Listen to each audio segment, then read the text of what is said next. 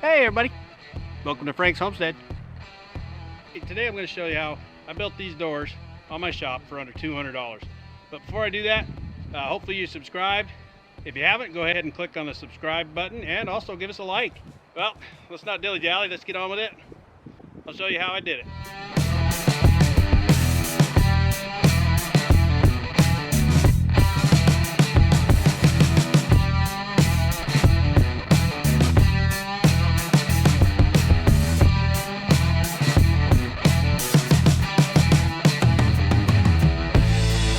The first thing you're going to want to do is frame in your opening. You got to make sure that header up there is nice and stout to hold the weight of the doors. Not that they're real heavy, but when it comes to stuff like that, always err on the side of a little overdone. So once you've got your opening framed in, back yourself up, go to Lowe's. This is where I got everything for this project. And at Lowe's in the hardware department, you're going to find this track. It comes in 8-foot lengths, and all you have to do is cut it down to the size that you need for your opening once you've done framed it in. While you're there, you can also get these brackets. They're casters that fit inside that track. They hang down.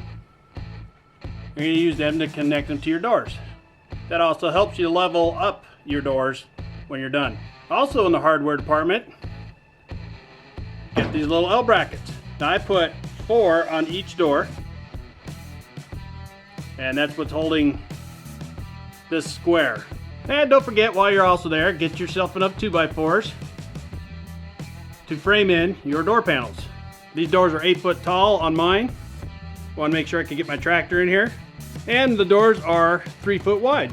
So I had rough cut my opening in to be just a little bit over 12 feet wide.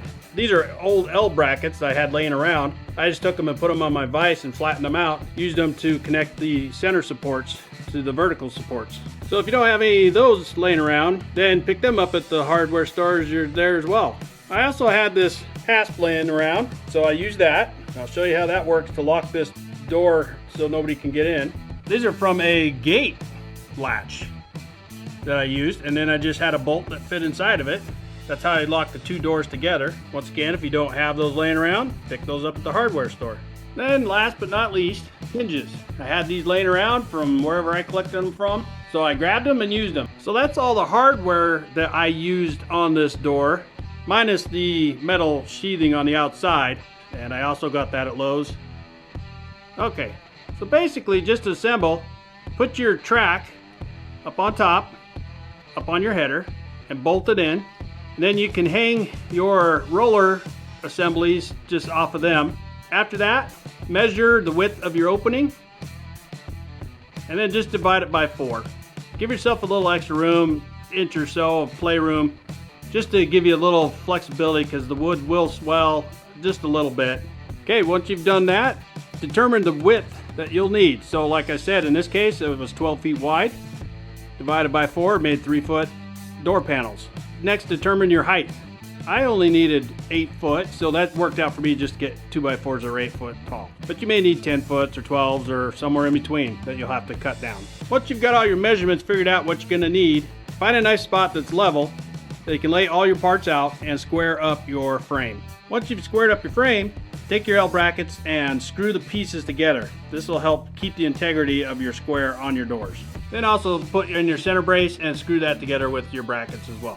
As you finish each panel, go to the top and mark your center of that panel. That's where your bracket is going to be attached to. Drill a hole all the way through. Do that for each one. Once you've got all 4 of your panels made, take your first one on the side that you want your door to open, square it up with your vertical support. Take your level and put it on top and make sure that it's level across the top of that door.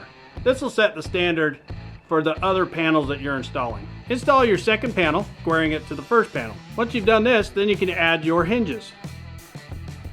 This is how I temporarily attach my panels together in order to put the hinges on. After that, just repeat for the remainder of your panels. Now remember, this time it's just going to be the frames of these panels. There's not going to be any metal on the outside yet. I found that it was easier to square it up after the panels were already hanging. It does help if you have an extra pair of hands to help you out with this. So if you've ever put on metal siding at all, it's pretty much the same as doing it on a roof.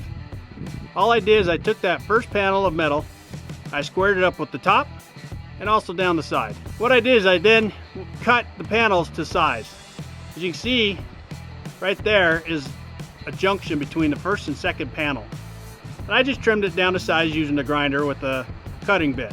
Once you got your first panel cut, have someone help you hold it up or use clamps and then screw it off. Then just repeat for the remainder of your panels, making the breaks at where the panels will bend. Once you got all the metal on your panels, then comes the finer details that buttons it up. All I did here is that hasp, I took a nail and I bent it and I stick it through. That's what keeps it locked on this end. And like I've already shown you in the middle, that's all it takes is to hold these two panels together. On this end, all I did is put on a simple lock that I had laying around.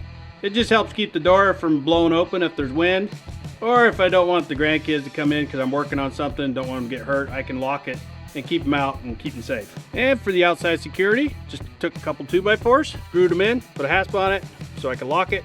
Then I had this deer antler laying around, I just cut it so I could use it as a handle. And once you got it all assembled, it goes from this to this, without taking up too much room. Okay, so once again, we came to the end of the video, and hopefully you liked it and it was informative and useful for you. And if you haven't subscribed to my channel, please do that, as well as hit the like button. Until next time, thanks for watching.